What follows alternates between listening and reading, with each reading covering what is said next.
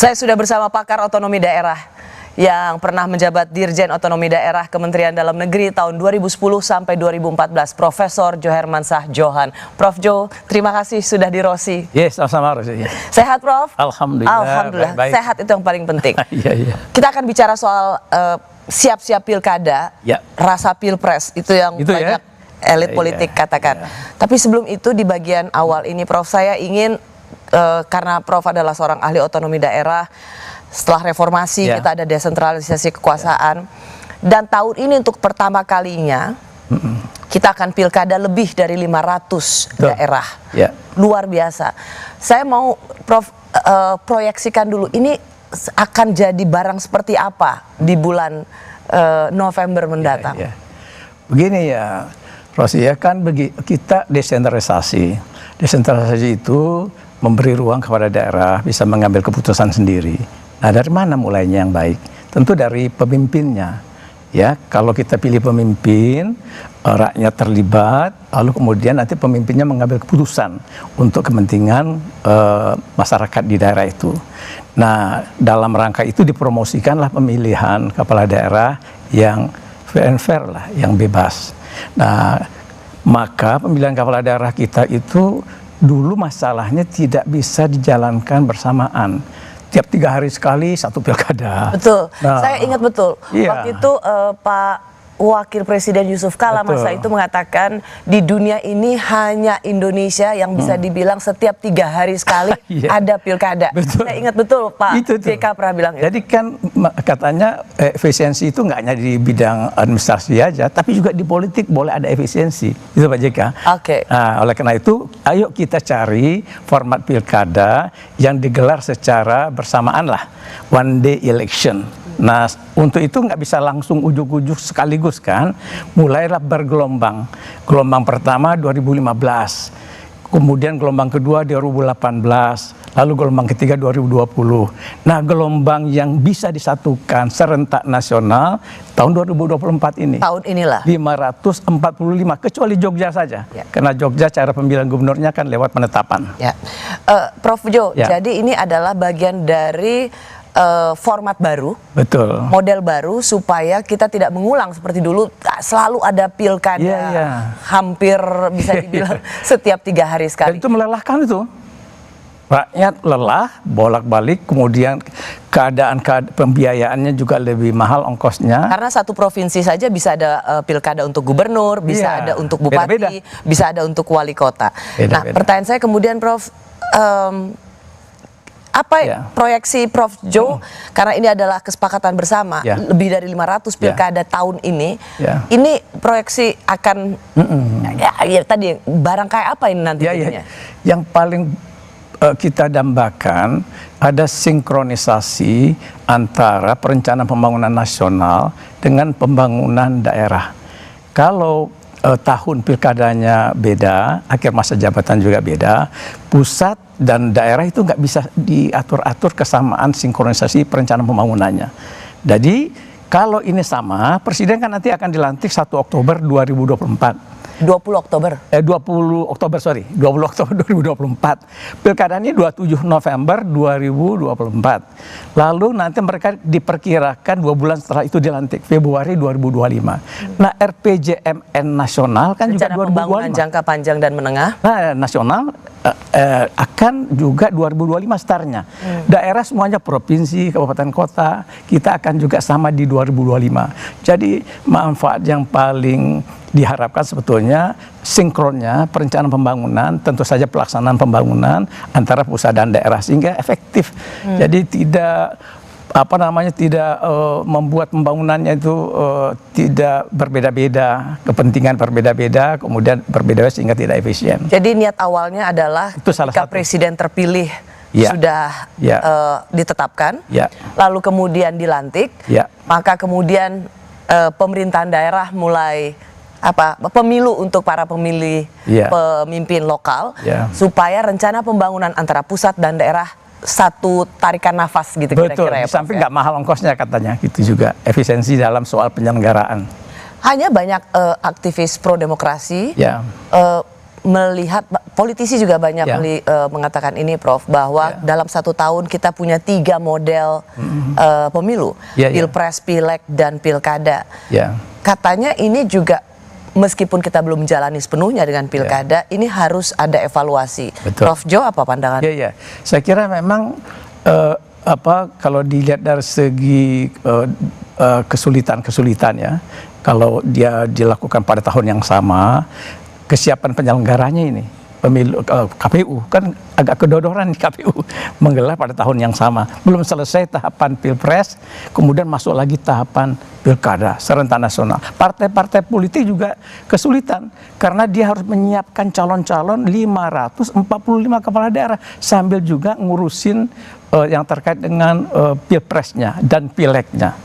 Itu Mbak Rosi ya, jadi itu ada kesibukan yang luar biasa, dan rakyat juga kan sebentar lagi balik lagi nih, November harus pergi memilih ke TPS kita. Cuman itu menurut Prof Jo masuk akal nggak, atau memang perlu dipikirkan ulang format yang baru dibuat, terus tapi harus dievaluasi kita lihat ulang. Jalan dulu lah. Ya, mungkin keamanannya juga harus kita perhatikan. Ini apa kan aman aja nih, sekaligus serentak di 445 itu. Bagaimana kalau terjadi kerusuhan, kekacauan dalam satu pemilihan di 10 daerah sekaligus, 20 daerah sekaligus. Siap nggak aparat keamanan kita? Itu juga penting dicatat ya kan. Kita bicara soal pilkada, dan yang sekarang juga menjadi perkataan tren itu adalah dinasti politik. Ya betul, ya. Banyak yang kemudian praktek politik dinasti itu, Prof Jo, itu dilihat dari para pemimpin daerah melalui pilkada. Kita semangat reformasi, otonomi daerah, desentralisasi, dan ada pilkada, tetapi itu juga melahirkan dinasti politik. Apa yang salah? Kenapa sesuatu yang menjadi dasar reformasi, keinginan untuk membuat pemimpin lokal itu bagian dari siklus atau mendapatkan pemimpin lokal yang sesuai dengan keinginan pemilih di daerah itu, tapi justru melahirkan dinasti politik yang bapaknya habis bapaknya ke anaknya, suaminya ke istrinya. Apa yang salah Kak? Nah ini kan musuhnya pemerintah Orde Baru yang kita ganti dengan pemerintahan reformasi kan. Orde Baru itu kan sangat syarat dengan KKN, kolusi, korupsi, dan nepotisme. Nah ya itu loh Mbak Rosi, ada nepotisme kan di Orde Baru dulu. Lalu kita mengharapkan reformasi menghilangkan nepotisme itu. Nah, ternyata ketika kita menyelenggarakan demokrasi di mana kesiapan masyarakat, saya melihat lebih kepada kesiapan masyarakat kita. Masyarakat kita kesiapan tingkat pendidikannya, kesiapan tingkat ekonominya. Jadi masyarakat itu dengan 100.000, 200.000 bisa saja kemudian memberikan suaranya berdasarkan NPWP itu, nomor piro wani piro kan, politik uang.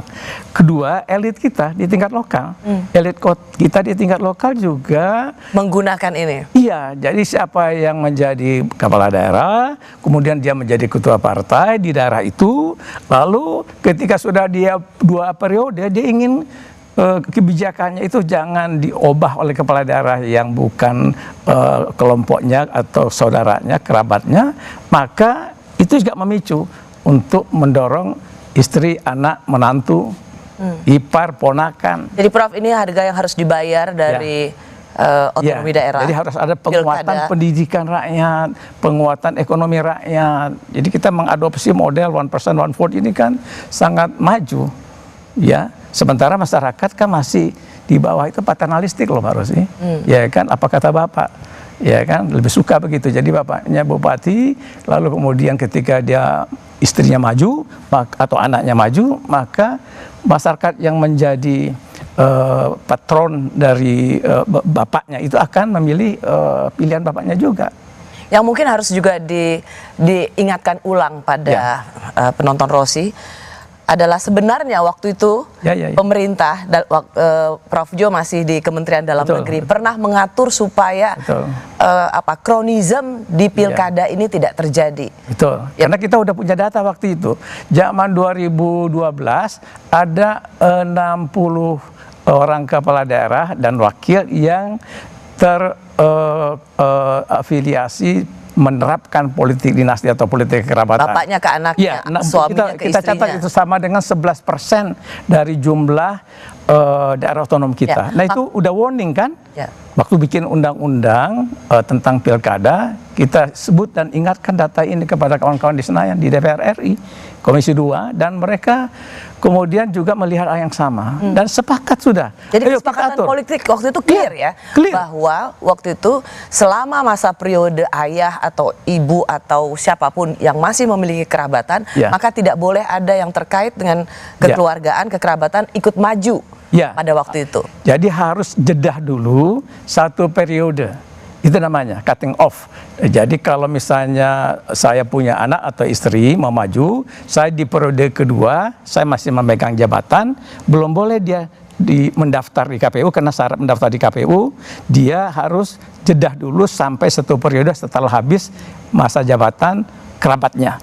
Nah, maka waktu 5 tahun itulah yang dia kemudian boleh maju lagi tanpa ada kerabatnya di dalam kekuasaan. Yang sedang memegang kekuasaan. Itu dia. Sayangnya, undang-undang pilkada yang juga mengatur soal nepotisme ini atau kekerabatan ketika anak atau keluarga ikut pilkada saat keluarganya berkuasa, itu dibatalkan oleh Mahkamah Konstitusi. Betul, kita agak kecewa itu dengan Mahkamah Konstitusi waktu itu. Karena alasannya, yang menggugat ini juga kelompok dinastiwan, saya bilang begitu ya kan. Kalau nggak salah itu adalah anak Bupati Goa. Dia Bupati Goa itu adiknya Syahrul Yassin Limpo. Nah, anaknya itu akan maju, namanya Iksan ya, Bupati Goanya itu. Saya masih udah meninggal, almarhum, punya anak.